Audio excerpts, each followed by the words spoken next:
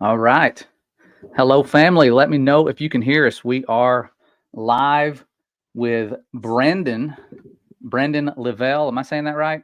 That's right, Leavell. Okay, Brendan Leavell. I want to make sure because as a teacher, I am really good at butchering names for about a semester, or I say 2 semesters. After that, I get it figured out. But yeah, Brandon Leavell, uh, got to hear his testimony about a month or two ago. I'm trying to remember when you reached out to us with your song that is just really cool. It brings me back to the day.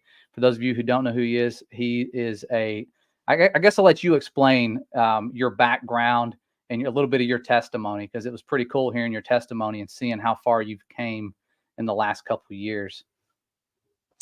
Yeah, man. So it's been a journey. I kind of start from the beginning. So, I grew up in a church family, going to church, Christian home, and um, growing up, I guess I didn't really learn about the repentance factor of it, and why we shouldn't sin, because as a kid I was growing up thinking we can kind of live however we want to, because Jesus died for us, we're Yep. forgiven, we can just live however we want.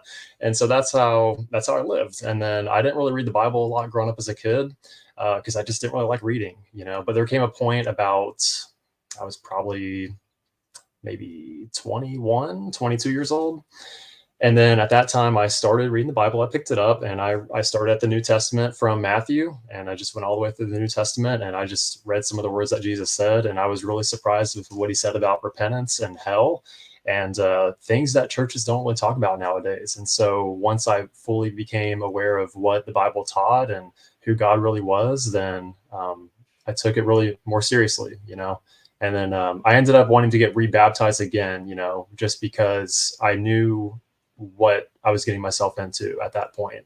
Yeah. As a kid, I got baptized, but it was like, I was just kind of doing it because I was like 7 years old. I didn't really know any better, but I did as an adult. And so it's been a crazy journey. And then 2020 hit, and we all know a lot of things happened in 2020. Yeah. And that's when things really changed for me. And just wondering why things were going on in the world the way they were, why people were being forced to do things they didn't want to do. And I remember my dad sent me this video before I saw yours, and I'll get to that in a second. But he sent me this video. It was about Freemasonry, and it exposed everything about Freemasonry. And at first, I didn't want to watch it because it was a 5.5 hour long video. And I was like, Dad, I'm not going to watch a 5 hour long video. That's just too long. But I ended up watching it. And within 15 or 20 minutes, I was just hooked on it, because I was learning about celebrities and how, to get to the point where they're at as a celebrity or a world leader, you have to be initiated. You have to be a Freemason, and there's all these 33rd degrees of Freemasonry, and they have to do all these rituals and all these things, and it's satanic at its core. And then I found out that NASA was actually tied to Freemasonry. And so once you connect Freemasonry to NASA, it's just mind blowing what you discover. Mm-hmm. And then shortly after that, my mind was just open to everything. After learning about Freemasonry and how the truth is hidden in plain sight, we don't know these things about celebrities and world leaders growing up. But once I learned about that, I was open to a lot of other things. And so that's where your video came into play. And honestly, this song that you guys are about to hear, it wouldn't have been written if it wasn't for Josh and his brother Michael. And so my dad sends me this video called "The Final Car" by the Found and Earth Brothers. And my dad texts me the link, and then he sends me a text message saying, it's crazy to think that the earth could be flat from that video. And I was like, no, I remember clear as day. This was in May 2021. I was like, man, it's like, Dad, the earth is not flat. I said, if the earth was flat, you fall off the edge. And at that point, I was thinking, probably like everybody else, whenever you think about the flat earth, you think about it being a disc flying in space around the sun. And that's what I thought. And I thought you could just fall off the edge. And so that was my thought. And then I started watching your video, and it was great, man. Like how you started talking about aliens and why they're pushing this alien agenda. And then you guys jumped over to NASA. And this is what got me, because NASA is the pinnacle of space agencies, right? Yeah. So I see the video that you guys put together, and they're faking space. Like they're doing backflips, and this guy has a wire harness, and someone's pulling on his wire, and they use green screens. And I'm just thinking to myself, if space was real, then why would they need to fake go into space? It made no sense to me. Yeah. And then shortly after that, you talk firmament. And I remember as a kid, I told you I didn't read the Bible that much, but I remember one time as a kid, I was sitting in my closet and I was reading the Bible. I was going through Genesis, and I remember reading day 2 of creation, and I was thinking about the firmament, how it divides water below from water above. And as a kid, it made no sense to me how there could be this firmament, and if there's water above that, well, where does this take place in the solar system? If there's space, like there's no water in outer space, right? There's no solid dome above the earth if we're in space. Um, but then just waking up to the truth of everything, it made the Bible more real. The Bible says what it says, it means what it means. And after watching your video, The Final Card, man, it led me down this rabbit hole into looking into more things. I learned more from David Weiss. I've learned from other YouTube channels, and I've learned a lot from you guys too, not just from that video. And then a couple of years passed, and man, I was just mind blown learning all that stuff. And then probably a couple years after I watched your video and, became a biblical earther, I felt convicted to write a song. And this song that you guys are about to hear, it wasn't supposed to be called Biblical Earth. It was actually going to be a different song. It was going to have the same melody, but it was going to be completely different lyrical content. And then I was like, you know what? I want to call this Biblical Earth. And so I started writing the song. And the hard thing is, whenever you write a song, is that you have all these ideas, especially about the flat earth. You have all these ideas and you want to condense it down into 3 minutes to where you have a verse that tells part of the story. You have the chorus that tells part of the story. You have verse 2, which kind of expands the story. And then you might have a bridge in the song. And so it was really hard. That was a challenge for me, is thinking of what kind of content I want to put in the song that tells the truth, but how can it make sense in this song? And it was just a challenge, man. But I've been sitting on this song for about 4.5 months now. I got the final mix back. I think it was around New Year's Eve. I got the final mix back, and we went through 20 different mixes. So the sound engineer, he would send me a mix. I would listen to it. I'd say, nah, the levels need to be adjusted here. Guitar is not loud enough here. Vocals need to be louder. And it took about 20 mixes to get the final version back. Wow. And I remember one time, like, this has been such a big project for me. I just remember one night, we're getting close to the final mix, and I'm laying down in bed. It's like 11 o'clock at night or so. I'm really tired. And he sends me a mix. And so I listened to it, and I was like, all right, it's getting there. And then I remember laying down in bed, and I'm thinking to myself, was the guitar loud enough at the end for the lead guitar, or was it not loud enough? And then so I was like, man, I got to get out of bed. I got to check. Because it drove me crazy. I had to know if it was loud enough or not. It's just the little details, man. Yeah. And so I got up out of bed. I got out of bed and I listened to that part. I'm just saying, man, this song, it drove me nuts until it was finally done. So the fact that it's out right now, I'm so glad that it's out. I'm so stoked. I'm so glad that everyone's going to finally be able to hear it. Dude, yeah. I'm excited for people to hear it too, because when I heard it, I was like, man, it brought me back to I guess my teenage years. That was like that feel that music had. It was like the popular, all the good songs had that same vibe to them. So it was pretty cool to hear that. It's like a throwback in time. So that's, yeah, I think everybody's going to love it. And it's good imagery too. Like the video editing skills are amazing. Right. That's something we can kind of get to afterwards as well, because there's a lot of details to go over about with the editing process. That was something in of itself. I'm just taking a look at the comments here really quick. I saw someone asked about the name of the 5-hour documentary. It was called The World's Secret Religion. So Altian Childs is the guy who made the video. He was a X Factor winner. And I think it's one of those things where if you look up Flat Earth on YouTube, it's censored and YouTube doesn't show that kind of stuff. So I think if you look up the video, it's probably not on there. But I do have another YouTube channel called Big Spoon, it's a Nintendo Switch gaming channel. But anyways, on that playlist, I want to wake people up to the truth, even if it's a gaming channel. So if you go to my playlists that are saved on there, I saved that Freemason video in the playlist. So if people are looking for video game topics, it's like, oh, there's just this random video. So I'm hoping that some people might just click on that out of curiosity, and it'll wake them up to the truth. But yeah, that's what it is, and that's where you can find it. Yeah, you never know where you're gonna reach somebody. I've had people in the comments say, it was something written on a phone booth or a ATM at a bank, and it just said research flat earth, and then they're like, and now here I am because I researched it. Back when you could actually find stuff from actually researching it, now it's like you have to share links, you have to share really good videos. Because I have friends, like you're talking about the alien stuff, I have friends who just make fun of us for our beliefs, but they are just deep into the alien stuff, the ancient alien things, and the whole alien deception in general. And so, you sending them something like The Final Card would help if they would watch it, but you send it and they're like, oh my goodness, this is 45 minutes or an hour. And it's kind of like, nah, I'm not going to watch that, all the way through. Right, because people, they do have short attention spans. Yeah. I think I told you this, Josh, whenever we talked on the phone about a month or two ago, and I just want to let everyone know this too, in case people want any ideas. I also felt convicted to make these business cards about the flat Earth, and these are something that I pay for. None of the videos are really mine on the playlist, so I don't get any profit out of it. I just think No. it's fun to wake people up. So what I did is on the front of the card, it says, "You've been lied to your whole life," and it has a picture of the globe with the big red X through it. And then at the bottom right corner, it has a QR code. If you scan the QR code, it takes you to the final card by the Founded Earth Brothers, because that's the one that Oh, woke me up. And I was like, man, yeah. this should wake other people up too.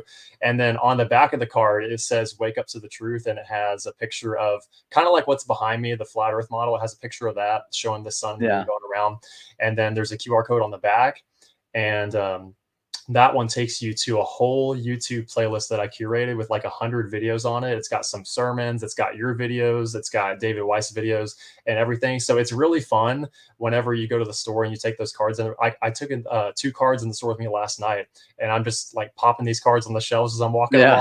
along. And so hopefully people pick it up. And then whenever you go to the gas station, you know, you pay for your gas, and it's like, oh, I'm just gonna slip this card in the credit card slot, and someone's gonna have to Yeah. take it out. So I just think to myself, man, I would love to Yeah. see the look on these people's faces whenever they pick up that card. Yeah. Yeah, me too. I've done the same thing. Like I'll be like at a bookstore and I just like use mine as like bookmarks, put them in the books, close them, put them back, and just hoping, someday somebody's going to open that book and find that card. It could be years from now, who knows. Right. Yeah, it's a fun thing to do because it's making an impact. Hopefully somewhere somebody will just go, let me scan that, even if they're trying to get a laugh. Right. So yeah, whenever you want me to play the video, let me know. We've got it ready to go. I was hoping more people would join in. It looks like we have the numbers are going up. Usually it takes about 15 minutes to get people into the stream. They Yeah. start getting notified, but we're being censored everywhere. It's hilarious. I send out emails to people periodically for weekly fellowship and things, and now our emails are going into everybody's spam folders, and they're like, "Are we not having a study today? What's going on?" And it's like all these people, and I'm like, "Let me double check and see if I sent it." And even our emails now, it's like out of all the spam emails I get daily, the ones that I'm sending to people with like a Zoom link are getting banned, and um, it's tough. They're really trying to crack down on this stuff. Yeah, I know it's really bad. I have I'll tell you a story really quick. I have a TikTok account, and before, I forget what it's called. It's probably called Biblical Earth or something like that. But with this TikTok channel, I grew it up to like 8,000 followers, and I just posted flat Earth content. And this was about last year. And the videos that I posted, I would do hashtag flat Earth, hashtag the Earth is flat, stuff like that. Yeah, And they would get like hundreds of thousands of views, like almost every single video. But now, since they removed platform, or not the platform, they removed that channel from me, they deleted it.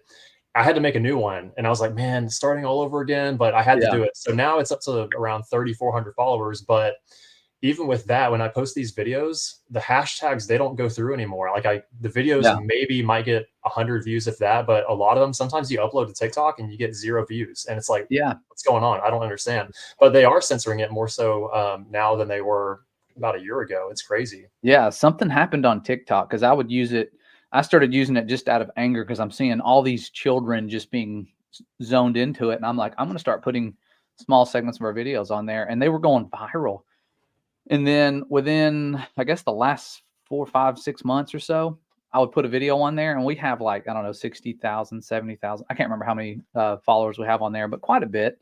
Um, and the videos are getting like you said, 10 to 12 views, 50 something views, but they're not getting any views. And then the last few I put out, it's like one of them said it was blocked because it was not original content or something. And I'm like, it's my own content. Like, so I had to like appeal it. I'm like, this is my stuff. This is my video.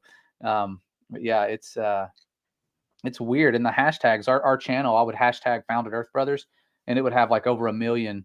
And now it has this like 20 something. It's like they've reset the hashtags. I didn't know. I don't even know how that works, but they've changed the hashtags for sure. It's weird. Yeah, I've known It's that too. It tactic. just makes me wonder what's going through their heads whenever they're doing that. You know, why is Yeah. that such a big deal to where they have to reset all that?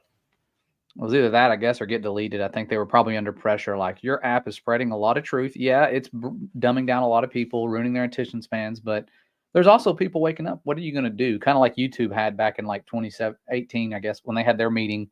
was like, what are you going to do to stop the spread of true factual information on your platform?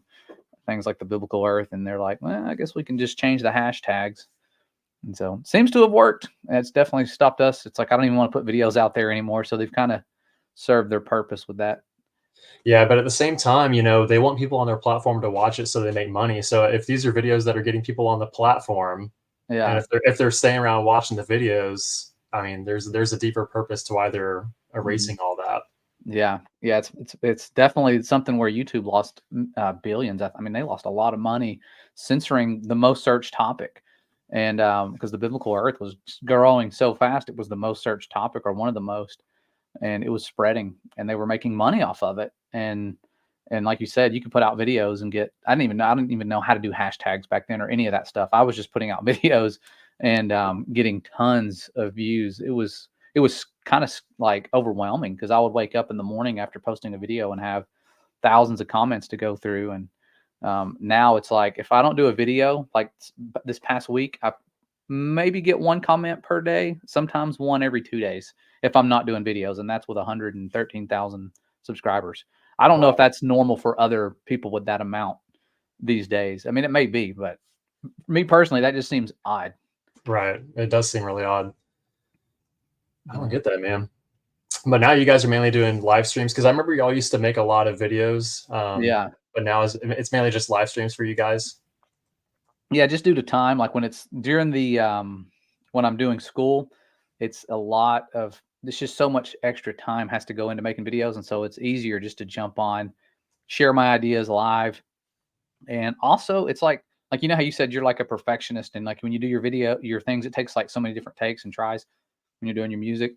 For me with videos, if I feel like I'm speaking and I'm not speaking what the Father wants me to say, and I'm trying to entertain, or I'm trying to say what people want to hear, I start over. And so I'll catch myself doing that about 50 times. So when I do a video and I'm doing a presentation that's not live, I just keep starting over. And for some reason, when I go live, that just doesn't happen as much. It's almost easier to do it. So yeah, it's just, but I think the videos are more powerful when I edit them, because I could edit out all my blunders and mishaps and things like that. So it sounds like you speak better than you actually do, and it sounds more educated. Got to work on not sounding as Southern as I do sometimes. I gotcha. Still reading through some of these comments. Got people joining in. I got up to 80 viewers. Yeah, somebody said, yeah, 113,000 subscribers and only 77 on board. Yeah, it's weird. When we were talking about the eclipse, though, we had like 500 people at once, and I was like, that never happens. But I guess they were really pushing that eclipse thing. They wanted everybody looking up and sun god worshiping, I guess, focused on the sun. But like, I'm like, how these people, you have to realize we have the technology now. Everyone, they don't just have the glasses. We've got P1000s, P900s, even though they're being discontinued now that NASA made a deal with them, from what I'm hearing. That's not suspicious at all. NASA's like, hey, we can't have the regular folk doing this stuff. We have to have the technology, and destroy the technology like we did with the other stuff. Right. It's so significant. I saw that too. Yeah, I saw them about discontinuing the P1000. Wasn't there something to where they're going to make a different camera? Yeah, aren't they making one for NASA? Like they're like partnering with them or something. Like, I think that's something I saw. Nikon's partnering with NASA to make a better camera for something with the lunar surface or something like that. After we helped build them an empire of like, we've bought all their cameras, and now they're going to go to NASA. How wrong is that? That'd be interesting to see that camera, how it turns out. Yeah, I could see NASA. They're just like, look, you're gonna have to discontinue that, and we'll buy it. We'll buy them out. They're tired of us in the comments. They've already shut off their comments, so we can't comment. Now they got that. I gave them so much of a hard time. I almost feel bad, but I don't. Yeah. I told you on, I don't think anybody else knows this, but I told you whenever we talked on the phone how I confronted that astronaut, didn't I? Oh yeah, I forgot about that. Yeah, talk about that. That was cool. Charles Duke. Yeah, so I think there's only 4 remaining astronauts that are still alive that claim to walk on the moon. And I was telling Josh on the phone that Charles Duke came to a city that was near me. This was back in February, I think. And it was at this men's conference, and it was really, really cold that morning, and it was really early. I would have to drive kind of far to get there, but I was thinking to myself, this could be a once in a lifetime thing where I get to confront an astronaut, or an actornaut, I should say. Yeah. And nobody's probably ever done that before, because people probably go up to him and they're just fangirling about, oh my gosh, you walked on the moon. That's so amazing. And then, Yeah. for someone to go up to him and just say something completely different, it's probably really shocking for him. I get to this event, and around the time that I get there, he's starting to talk, and he's giving his presentation about how he and everyone else walked on the moon. And so he shows this 30-minute long presentation with actual footage of them, quote unquote, walking on the moon. And then after his presentation, he's switching to talking about how he became a Christian, a born again believer. And he starts talking this good game about being a Christian. And it's just funny to me because everyone else thinks like, wow, this guy's amazing. He walked on the moon and he's a Christian. Wow. But, if you know the truth, it's like this Yeah. guy's lying to all of you. And he says that he's a Christian. He should be exposing everything and telling the truth. But he's probably under some non-disclosure agreements where he can't disclose anything like that. But then everyone's got their cameras out, they're filming him. And then after he gets done talking, people go up and they're buying his book, and they have this long line in front of him. And people, he's signing all these people's books, and they're taking pictures with them. And then I was there with my brother, and I was like, dude, we got to be at the end of the line. So whenever everyone gets flushed out, we're not rushed to talk to him. We could just sit there and talk to him as long as we want to. And so my brother talks to him about something completely different for about 10 minutes. And then whenever I get up to him, I wanted to be respectful, and I was saying, hey, we appreciate you being here. I grew up learning about NASA like everybody else, and I was in love with space, and it was so cool learning about that. And then I told him how I started waking up a couple of years ago, and my dad sends me your video. And after watching the video, I was like, things started making sense. And so, Charles Duke claims to be a Christian, so I start speaking biblical lingo to him, and I start talking about the firmament on day 2 of creation. And I was like, there's a firmament above the earth, and this is how the earth really looks. And I even showed him a NASA document, and it says that the earth is flat and non-rotating. He didn't comment on that, but I still showed him the document. Wow. And then, yeah. And he kept on referring to Isaiah 40:22, and which says God sits above the circle of the earth. And he says it's a sphere. But for his age, dude, he's like, I think he's 88 years old. But to be honest, for his age, he's really mentally sharp for being that old. And he knows exactly what he's talking about. He's there. And yeah. And so I finished off, he was saying how it's a sphere. And I said, no, Isaiah 40:22. I said, God sits above the circle of the earth. And I showed him a picture of the flat earth model, how it looks like a circle. From God's perspective, if he's looking down, it looks like a circle. And then I finished it and I said that he spreads out the heavens like a tent, and its inhabitants are like grasshoppers unto him. And so I finished that off. But of course, he didn't admit to anything the whole time I talked to him. But I kept on bringing up points, trying to get to his conscience and everything. And I remember we talked about, one of the last things we talked about before our conversation got broken up by the pastor. Yeah. Is, he was talking about the North Star. He's like, I can prove to you that we live on a globe right now. He's like, the North Star. He says, walk towards it, and what happens? It gets right over your head. He says, that's because we live on a sphere. And I said, no. I said, if it's further away from you, it looks like it's lower on the horizon because due to perspective. And then the closer you get to it, due to perspective, that's why it rises above over your head. And he said, no, that's not true. But anyways, he just totally dismissed everything that I said. And then, and he said, son, the last thing he said, he's like, son, I'm not going to argue with you whether the earth is flat. And he said that kind of loud. I think he was trying to get the pastor's attention to break it up. But the pastor walked over and he kind of broke everything up. And then, so, Charles Duke, he shook my hand, and, he walked off, and we talked to the pastor a little bit, and we were just telling him about biblical cosmology and why it's important. And the pastor, he didn't want to have anything to do with it. Like, he was really, really close-minded. And it's just really surprising how, Charles Duke could just dismiss everything. And, it should be like a believer to believer conversation where it's like, yeah, you're right. Because I was talking to him one-on-one. I wasn't there, bashing him in front of everybody else, making a big deal about it. It was just a one-on-one conversation, but he still didn't admit to it. So, and I told my brother too, I said, that's a lie he's going to take to his grave. Yeah. He might not ever admit to it. Yeah, he may not. And sometimes they just tell somebody close to him right before they die, like, hey, here's the truth. Like they just feel like they have to. And especially with their loved ones still being alive, it's hard because I think that's something they use against them is their loved ones, the people they care about. And I think that's why like Neil Armstrong went into hiding. Someone said earlier in the chat that like they're all into the masonry aspect. And when you look at the people that landed on the moon, 11 of the 12 were actually in the club. They were all Masons. And the one that wasn't was, of course, Neil Armstrong, but his dad was. So it makes you think maybe he was too. It was weird. What are the chances with such a small, this club that's just little small buildings in every single town in America that all the people in that mission are in the same club? It's very, very, very rare that something like that would happen. I've never been at a job and been like, oh my goodness, I'm the only guy here that's not a Freemason, like that.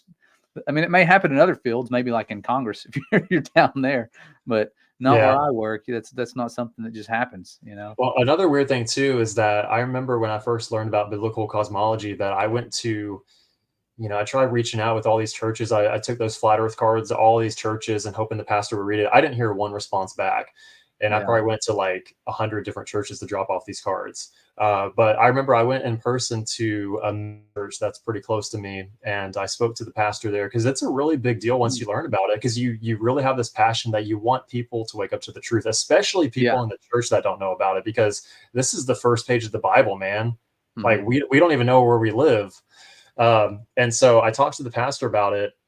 And he seems, I don't know, man. Like, I think I told you this on the phone. I don't know if pastors have this ego to where they think, nah, I've gone to seminary school. I know more than you do. You don't know what you're talking about. I've studied the Bible more than you do. But I give him this talk about biblical cosmology. I bring up all these verses. I show him pictures and everything. And, of course, he doesn't buy into it. And he was saying how one of his friends is an astronaut and he's been to space. And I said, is he a Freemason? And he was kind of like laughing. He's like, no, he's not a Freemason. It's like, come on, man. It's like every astronaut that's claimed to go to space, like they pretty much have to be Freemasons because they know they're lying and they have to cover this stuff up. Yeah. Yeah. It's you've got to be somebody who's good with secrets. So the people that are doing that, it makes sense that they're really good with secrets. Like who else would you want to hire to keep secrets? Somebody who's already like given their life for a vow to secrecy, a vow to keep a secret oath, a lot like the fallen angels, right? Vowing to corrupt mankind. They had a goal, and these guys, they couldn't do it on their own. There's powers of darkness helping them out, for sure. Yeah, that's really cool. I would love to talk to those people. Like and it's crazy. They're old now. I mean, they're in their 80s. There's only 4 of them left, and they're the only ones that have seen the globe. Right. And yeah, if anybody in the chat, if anybody ever gets a chance, if you see astronauts that come to your area, if they're doing a conference, because they're pretty old, there's only a few left. And so I'd recommend just definitely do it. If you can, go talk to them, hopefully speak to their conscience and, talk to them about the truth, and hopefully they'll repent, because it's really important. And it would be really interesting to get to, talk to someone that's claimed to walk on the moon and to be able to speak to their conscience in that way. Yeah.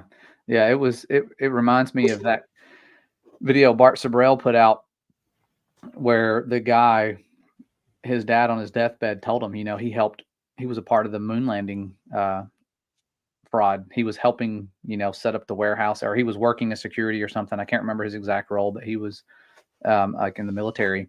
And I'm thinking, man, that's crazy. And whenever I look at the powder that they're walking in, and I've worked with, cement mix and stuff before, and I'm thinking, man, that looks like cement mix that they're standing in. Because every time I mess with that stuff, I'm like, God, this looks like the moon dust from the missions that they faked.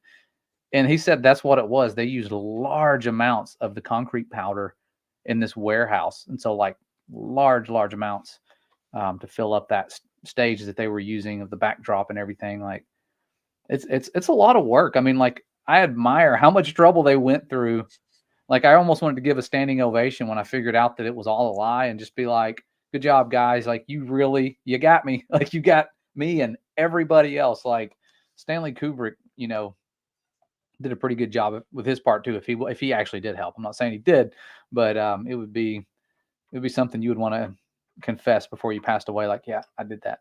That was my work. You know what? Speaking of which, you brought up Kubrick.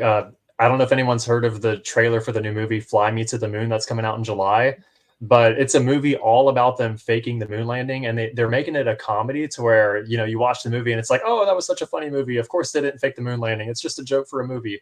Yeah. But at the end of the trailer, Scarlett Johansson, she says, we should have hired Kubrick. It's like, yeah, because you know he's the one that did it. Yeah.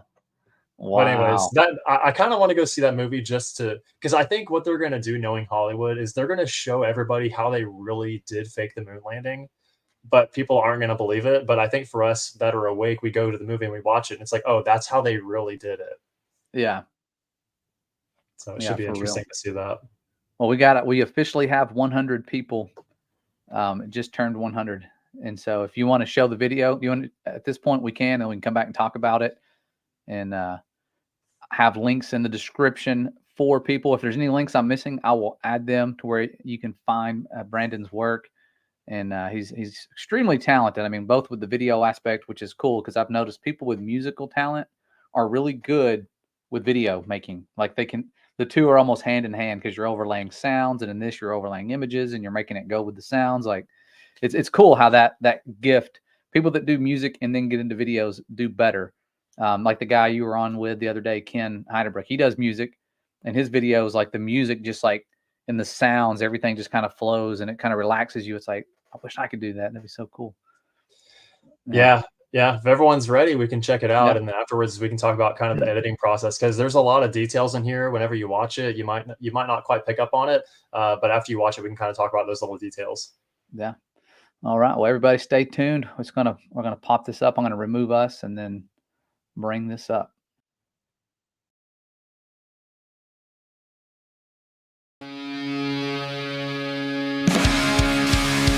Ready to launch in 3, 2, 1, liftoff.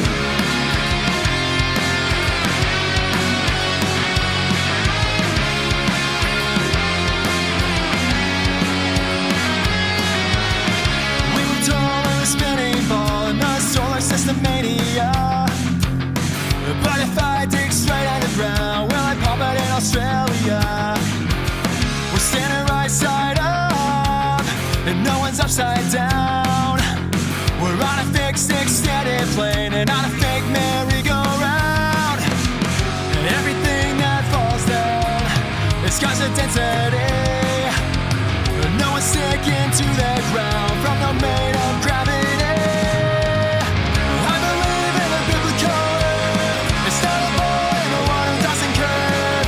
I believe in the biblical earth. It's not a boy in the water doesn't curve.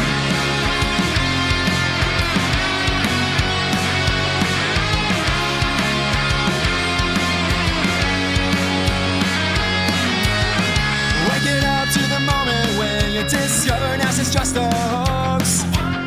The tying satellites to helium and uses CGI to make a globe. The Antarctic ice wall holds it all the sea, but it's blocked off to explore since the 1959 treaty. And everything that falls down is cause of density. No one's sticking to the ground from the made of gravity. I believe in the biblical earth. It's not a boy in the water doesn't curve. I believe in the biblical earth with the dome, a firmament. Now I'm taking a stand for the biblical earth.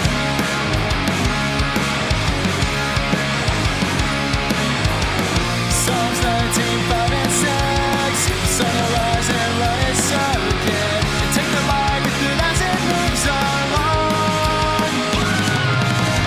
Joshua 10 verse 12. The sun stopped and came to a standstill. Can't happen if you live on a spinning ball. I believe in a biblical earth. It's not a boy, the water doesn't curve. I believe in a biblical earth. It's not a boy, the water doesn't curve. I believe in a biblical earth. It's not a boy, the water doesn't curve.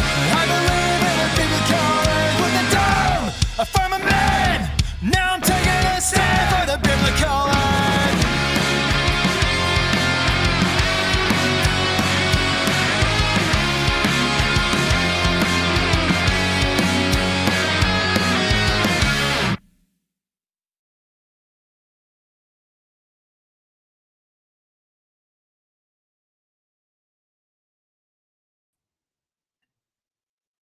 Dude, that was awesome. I forget how good the lyrics are, and you got the Bible verses at the end. That is so cool. Wow, it gets better every time. That's Thanks, like one of those songs. The more you catch on to what you're actually saying, the better it gets. That is so cool. Well done. Thanks, I wish I man. could hear the. I wish I could hear the audience clapping right now. Way to funnel that in. Had to end the music There it video is, right with. there. I had to strategically end the music video with the globe blowing up because it's Yeah. done. So you're after watching the music video, your worldview's just changed. Yeah. Yeah, great song, great job. Yeah, that was so cool. That just it brings me back. I don't know. It's like it brings me back to the good old days of listening to music like that and it has a cool like just the whole message in the song and ending with the Bible verses and calling it a biblical earth. Less stigma there. I saw a Yeah. comment from Bakersfield earlier in the music video. They said it reminds me so much of the teenage like in the 90s. And Yeah.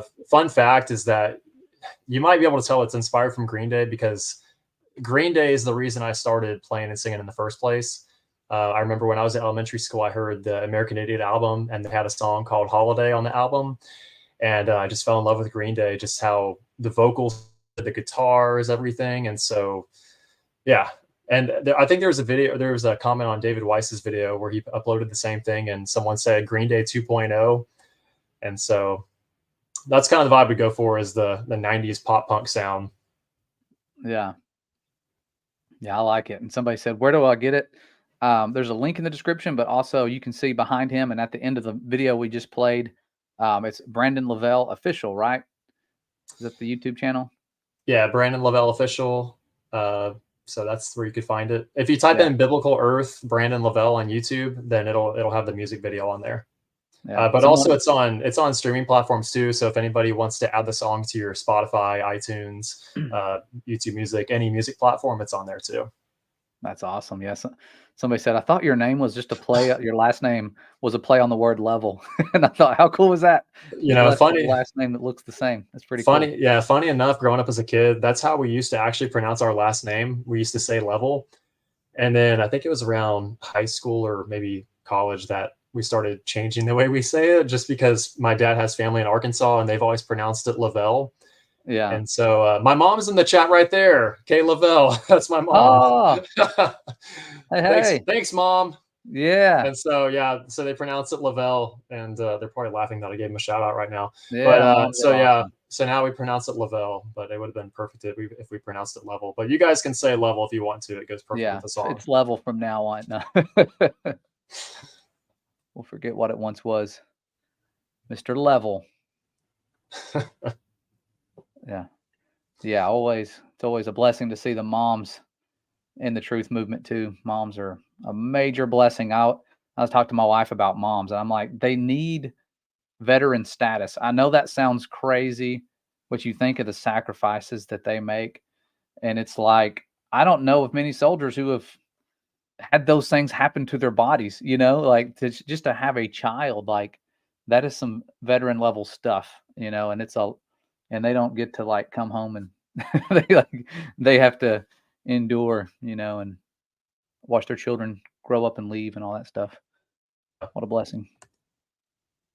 But yeah, that was cool. Yeah, extremely awesome. And I will, again, if I'm missing any links in the description, which I think I am because I threw this together pretty quick, been really busy the last, I say 2 weeks.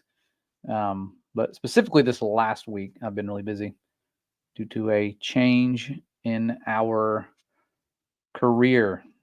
Future really? change. Still have the same career right now. But yeah, that's part of the announcement I'll talk about here in a little bit. But yeah, it's going to be exciting what next year holds. Yeah, I want to hear about that. Yeah, I'm going to be your manager. No, I'm just kidding. Yeah, we're going to go on tour. We're going to go on tour with this song around the world. You get to book all the shows, right? Yeah. You're going to need somebody. I knew it. So I'm just letting you know I didn't sign my contract. That's hilarious. Yeah. Yeah. So made all you moms blush. Yeah, you guys definitely, I know, and somebody was looking at me like, no, soldiers go through a lot. I'm like, yeah, I agree. I'm not taking away from what soldiers go through. They go through a lot. I would not want to be away from my family, risking my life, all those things for a corrupt government, of course. Right. But yeah, I mean, I just remember being at the hospital with my wife after a C-section, which it's a war scene. It is painful. It's terrifying. One of the scariest days of my life. And I was just standing there. And then the women, they do this. And then like the next day they're walking around. They're walking around. And I'm like, well, I feel embarrassed to be I'm like, I'm nowhere near as tough as you guys. I'm just a normal person. I could not do this the way you guys do these things. It's beyond mind blowing. Yeah. Yeah. That would be really tough to go through childbirth. There's no way I could even imagine that. His father made women different. He made them with a higher pain tolerance. He made them. I guess so, man. Do things we just cannot do and cannot fathom. Let me see. But yeah, that was awesome. But yeah, the video. If anybody's joined in late and you've missed the video, we've played it already. You can rewind. Hit the rewind button. No, they don't have that anymore. You can scroll back. And also click the link in the description. Should take you. I think I put the actual music video in the description. And now the description's moved. When you watch YouTube videos, it's like they're to the right, which is weird. And so you have to look for it. I'm like, I was wondering how people couldn't find the description. I'm like, it's under the video. And then I was watching the video the other day and I'm like, no, it's not. What's going on? There's no description under the video anymore. So now you have to go to the top right. If you're on a computer anyways, I don't know. The phones may be similar. But yeah, it's like to the right. And sometimes the live chat, if you're rewatching, will hide the description. You have to get rid of the live chat replay. And then there it is. It pops up. So. Yeah, I noticed that too. I don't know why they changed it. I think it was fine the way it was with it below the video. I don't know why they moved it around. Yeah. It's going to take a while to get used to. Yeah, I'm not used to it. I'm too old school. They had it that way for like 20 years. I've been on YouTube for years. I started using YouTube and getting on YouTube when it first came out, just watching videos and uploading weird random videos that'll probably resurface as soon as you get famous. It's like, boom. Right. Like my students, they said, one of them said, Coach, I found your YouTube channel. And I'm freaking out. I'm like, oh no, because I'm going to get fired. I'm going to get called to the office again.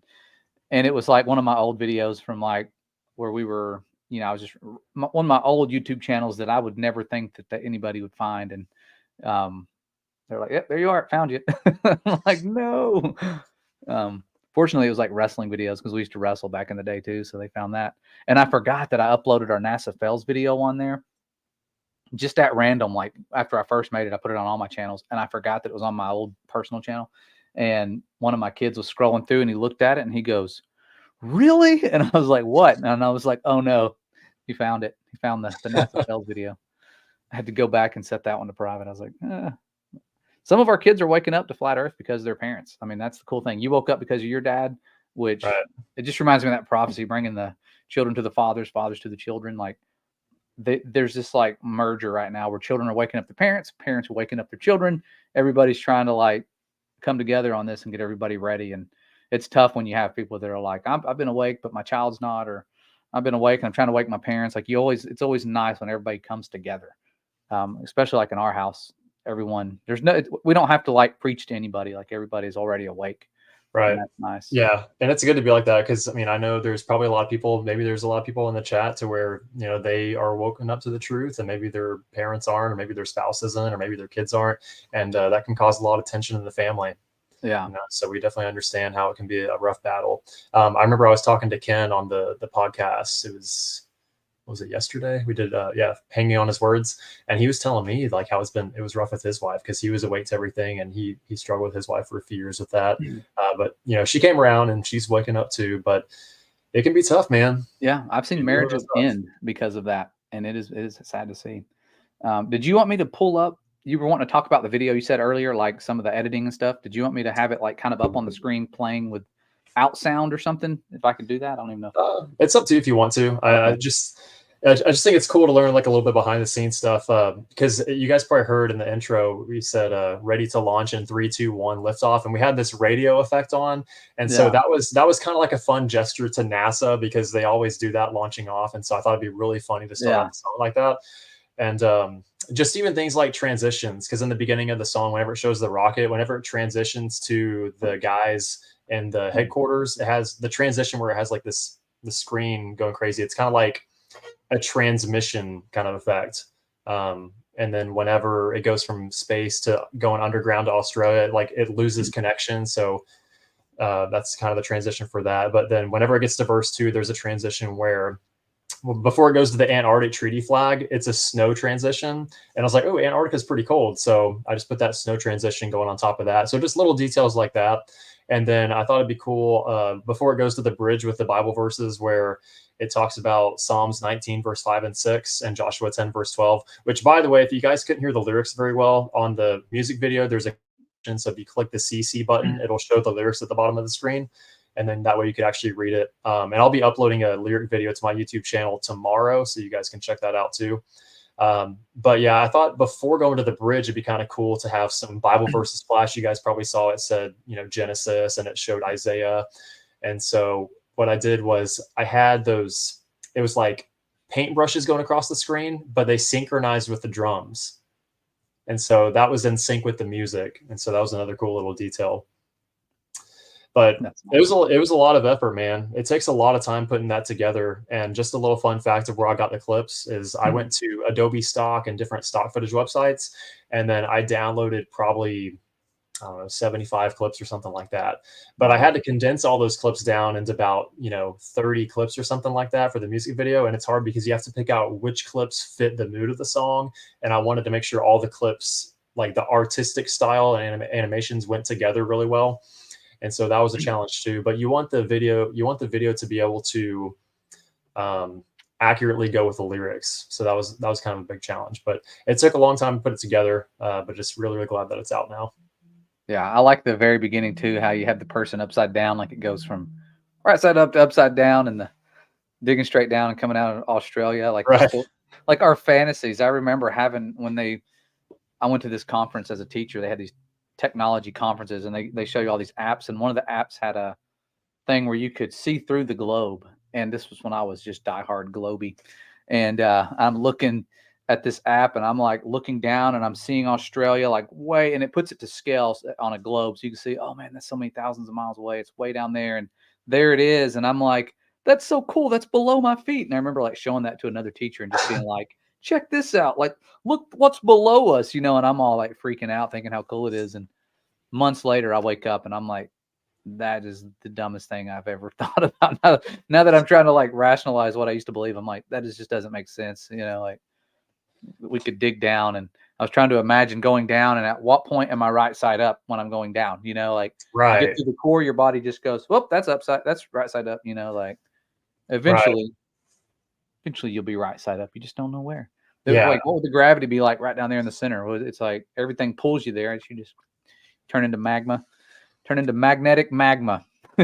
Yeah, it's crazy to think about, because if you go ask somebody, if you say that someone's standing upside down across the world that's relative to your position, like if you dig straight through the ground and really pop out on the other side, do you really believe that someone is standing upside down? Yeah, it's just crazy to think about. But as a kid, I mean, we just believe it. We don't really think much about it. But if you sit there and really think about it, it's just a bizarre thing. Yeah. About how the furthest we've dug down is what, 7 or 8 miles, but somehow we know all the different layers of the earth, and we know that there's a core at the bottom or in the middle. Yeah, and someone was holding it was like they had somehow photoshopped this globe into their hand, and it had been cut in half. It was like the typical model of the globe where it's mostly magma and they get that thin crust and stuff. And they said, do you really think this ball would not be hot to the touch? You know, and you think about it, if you're holding a sphere in your hand and it's mostly magma, that thing's going to be irradiating some heat. That is a lot of heat energy to stop with that little thin 8-9 mile crust that they talk about. Like we would be radiating some heat like crazy. That's a good point. And I was like, man, I never thought of it that way. But if you were holding a steel ball like that, you would burn your hand really bad. Or a ball with any kind of dirt layer with that kind of core, just be matte. It would be hot, like you just took it out of the oven. That's a really good point. You know, something that I've always thought about too, this is kind of off topic from the layers of the earth, but something that I've always thought about that's a really big mystery to me is the firmament, you know, because I remember seeing the video that you posted about the sprites coming down from it, and it's just a mind-blowing video. But you think about, you know, at what point past Antarctica does it come down and touch the ground? And then because it's like you see video footage. I mean, even if you go on a cruise ship to Antarctica, right, they take you to that little island, but I wonder how far past that, because they can't see the firmament from where they're at on that cruise ship, but it's like, how far out does it go past Antarctica before it really touches the ground? And then I think about how high up is it? And what's the texture? What does it feel like? And is it really cold? All these things. It's such a big mystery, but it's really fascinating. I wish we knew. I feel like somebody out there, maybe NASA really does know what it looks like and feels like. I wish that we could find out for ourselves, but I don't know if we're going to find out on this side of heaven. Yeah, I know. It would be nice to know. And I've always wondered, like, what if there's people out there that don't know we exist? It says in the Bible, my brother brought this up one day. He goes, it talks about they know their timeline, these demons, and they know there's a time coming. When they were talking to Yeshua, they were like, are you here to torment us before our time? Sort of like they knew there was a judgment. But they know the prophecy. They know that when the gospel of the kingdom reaches every nation, then the end will come. And so it's like, what if they've created a nation out there and they're like, they don't want us to know they exist? If the gospel doesn't reach that nation, then the end can't come. And so they're kind of like keeping them out there. And I thought, man, that's funny. I never thought of it that way, that they're like prohibiting us from seeing another nation that perhaps is ignorant to our existence. They're like the opposite of the Truman Show, outside the circle of the earth, so to speak. But yeah, I've heard about that too. I mean, I know David Weiss kind of talks about that. See, I don't know if I believe that, because like the picture behind me, kind of how it looks, because the sun goes around the earth, right? And Antarctica is so cold because the Antarctica doesn't get enough sunlight. So I find it, because I've heard people say there's two suns whenever the Bible says God created two great lights. Yeah, he just created the sun and the moon. But I know people believe that past Antarctica there could be more land. And I know Admiral Byrd said there was too, but Admiral Byrd was also a 33rd degree Freemason, lying about that. Yeah. Oh, I think I lost you. Makes the most sense that the firmament would touch down past Antarctica. I don't know if there's really more land out there and more oceans. Yeah, past not Antarctica. A whole lot, not like an infinite plane. Like a lot of people are like, it's infinite, but I think I was reading, I think it was fourth book of Ezra, and it says the firmament is founded on the waters. Like it's like this firmament and it goes down on the water. So maybe there's like waters beyond the ice. And that book was the book that Christopher Columbus used to get permission to sell to more land.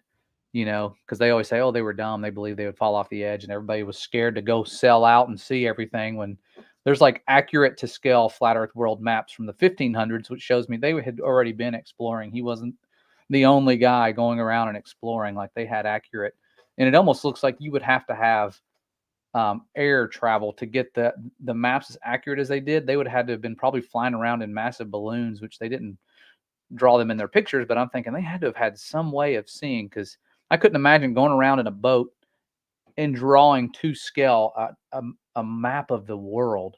Like, that just seems mind-blowing that somebody could do that in the 1500s. And so I think there was airships or something. They had to have some sort of technology to do that. I mean, unless they just had, were really good with a compass and a sheet of paper and measuring how far they were going. I mean, I can't begin to imagine, but they describe things on the land and all that.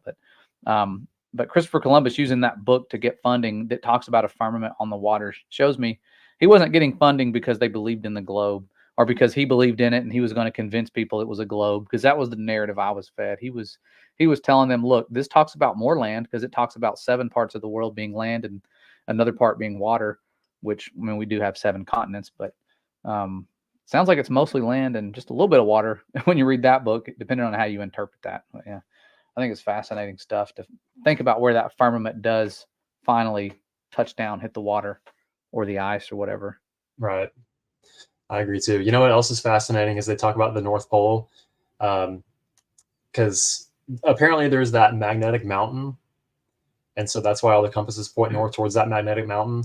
But then there's a verse I remember in I think it's Revelation, and it makes a lot of sense, where it talks about from the throne of God there's these emerald lights. Like there's emerald coming from the throne of God. And so it makes me wonder about, the northern lights, they're emerald color, right? And they're coming from the North Pole. And so it makes me wonder if God, he sits above the circle of the earth, like Isaiah 40:22 says, and the earth is his footstool. And so it makes me wonder, are the northern lights what Revelation talks about with the emerald coming from the throne of God? It's cool to think about. I've heard that, and it makes a lot of sense, Yeah, they look like curtains hanging down, like the way they kind of wave and move. Like they just look like they're too beautiful to be weird gas phenomenons. And when they replicate them, what's funny to me, I was watching them replicate it, and they use this glass dome structure, and they're using magnets, and they're using like a vacuum type of deal. Like they're doing all these different things, but they had to have a glass dome. I'm like, why don't you make it without a glass dome? Interesting. Why do you have to use a glass dome, buddy? Come on, let's do some real science. Just get yourself a replica of Earth, get a sphere, and make this happen. They're like, no, we need a glass dome. Why? Yeah. Is it like the lights? Because you know, like how a rainbow happens, like how the sunlight goes through the firmament and it refracts and makes the rainbow. Do you think it's because do you think the northern lights are like refracting from a firmament, and that's what's causing that to happen, or do you think it's within the Earth, below the firmament where it's happening? It could be radiating below it. It looks like it's right there, like, which is cool because to me that everything is about as far away as it looks like it is. We were always told light years, but I know when I look at the sky, like especially when it's a really dark night, somewhere really clear, you could almost tell like, okay, it's right there. It's like it could be 100 miles, could be 200 miles away. Like it's so close. And you can, even when you watch time lapses of this stuff, it's like you could just see the dome, like in the stars in the dome moving. And that's like hard to convince myself that's light years away now. It's they were studying this phenomenon, light glowing in the firmament, in these documents that I found, like declassified documents, like why is the air glowing out there? Why? It's in space, right? Why is it glowing? They couldn't figure it out. It's because it's not in space. It's in the firmament, these lights. Yeah, that makes me think so about the stars rotating around, because you can definitely see through a time lapse that the stars do rotate around the Earth, but it makes me wonder what they call the Milky Way, or some people call it the Great Rift. What do you think the Milky Way actually is? I know some people talk about the firmament breaking from, the flood happening, but I don't believe that at all, because, rockets still hit the dome today. Yeah. So what do you think about the Milky Way? What do you think that is? That's really cool. I don't know. It's almost like it reminds me of like when they talk about the heavens like ripping open, like parting like a scroll. Like there's got to be this place, like this rift where it's just gonna rip open. So I don't, possibly one of the floodgates. I don't know. I've always wondered about that too. What caused it to look that way? But a lot of it, I mean, it's amazing how much intricate detail is into this thing. And the Most High spent one entire day building this structure. It's not going to have faults or leaks. It's not like we're like, oh, it's leaking today. What's going on? It's been almost 6,000 years now. This thing's held up. It's held up so well. And looking at creation before the waters went up above the firmament, the earth was like it was during the flood. There was no dry land, meaning all the highest mountains and everything, they were covered up. Then when the waters went up above it, there's dry land, and now you have kind of like we do now. But then when the flood came, all the water came back down, but it had to end up back up top. Otherwise, we would still be flooded. So the fountains of the deep, it's almost like it's connected, like it could go down and then cycle back up to the top, because it never talks about the water just floating back up. I mean, it could have, but it talks about those fountains of the deep opening up, and it sounds like a bathtub drain, and then the water just cycles through. So in other words, I never thought of it that way. So in other words, you think the waters of the Great Deep are connected to the waters above the firmament? Like they just go back up, like on the outer side of the firmament? Yeah, that's what I would think, unless there was just a cavern, made ready for that water to go back down. But in Psalms, it talks about water still being above the firmament. So I'm like, there's still water up there, unless he just didn't drain all of it. But it says all of the high mountains, all the dry land, which was called earth, was covered up during the flood. So I think that's very telling that what it was like during creation before the firmament, and I think it was exactly like it was before the firmament during the flood with all that water. Not that the firmament went away, but it was pretty cool. And somebody asked a question once. They said, "Where was heaven at before the firmament?" I'm like, "It's a good question. I don't know. What was it on? If it's like now, it's like his kingdom's above the highest of the heavens."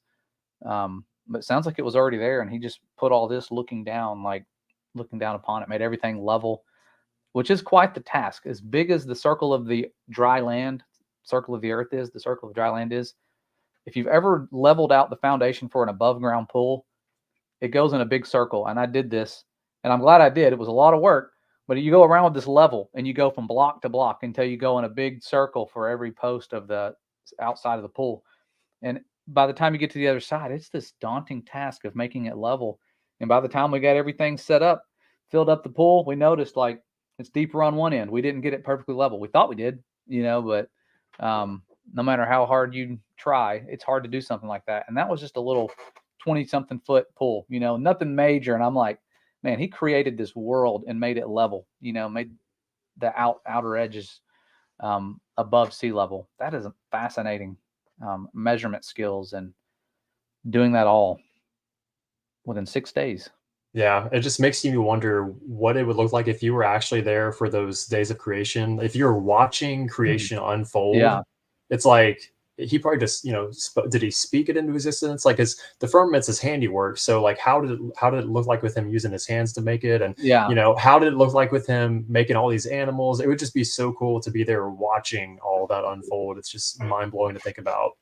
Yeah. Yeah. And I think about the gifts sort of like of the Holy Spirit, like the things that it allows you to do.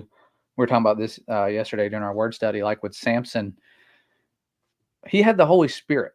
That's why he was super powerful, right? That's why he had all this strength. But I thought of an aspect as he wasn't just powerful. You could make me the strongest powerlifting. Like I could lift a truck, but if I don't have super speed, I'm not going to be as deadly as Samson was. This guy took out 1,000 people with a jawbone of a donkey. And so it's like, he had to have had super speed, kind of like Elijah. Was it Elijah or Elisha? I'm getting those two confused. That were running in front of the chariots. I think it was Elijah outrunning the chariots for so many miles because the Spirit was on him. Like marathon runners can't run that fast, and this was an old man. But like it made them fast, and so I think it made Samson super fast. And I think the Father with the Holy Spirit, he's able to do things way faster than we can fathom because we're used to physical speeds and physical things, and the Holy Spirit is just so powerful. If he gave you the ability, kind of like he did Samson, I think super speed came with it. I mean, he was able to catch 200 foxes, and I couldn't catch one fox. No matter how strong I am, I'm the strongest man alive. Like I can't catch a fox. You have to be like, this Holy Spirit is so cool, the things it can do. And I think we limit what it can do because like you said, seeing the creation, seeing it happen and seeing how fast he moved and how he did things would be beyond miraculous what we could fathom, how fast he was able to do these things in 6 days. Like he was moving quick and making decisions and things that we're just now starting to understand with, science and looking at the complexities of life. We're starting to see, okay, this symbiotic relationship here has to be, or this wouldn't work. This has to happen this way, or this organism would die. Like he's factored in so many different things with creation. It's too complex. Same thing with the Bible. There's too many different connections in the Bible for our government or some world powers to just make up and put it there to deceive us. Like there's no way. Right. Yeah, a lot of good points. Another interesting thing thinking about too, if you ever think about, the bottomless pit and what's below Earth, because, they talk about how, lava comes from beneath the earth and goes into volcanoes and blows it up. So, I mean, hell's hot, right? So just makes you wonder how it looks like down there with the layers of the earth and how far down is hell. I don't know. And what the bottomless pit, like, because I mean, I think pit on the globe. Yeah. I think learning about biblical cosmology makes the Bible more real. And so I think whenever it says the bottomless pit, like it literally is the bottomless pit. And it just makes you wonder, like, you can't even conceptualize what that looks like. If you were on the outside of the firmament, like looking down on earth and everything, conceptualizing how that looks with the bottomless pit. It's crazy. Yeah, I know. I couldn't even fathom the outer darkness and all that stuff. Reading Enoch really opened your eyes to that Sheol or hell, Sheol/hell, I think, aspect of what's below, where they're bound. You read Revelation, you hear about them being bound, and you're like, they're bound? Why are their angels bound? You don't hear about that anywhere in our canon of 66.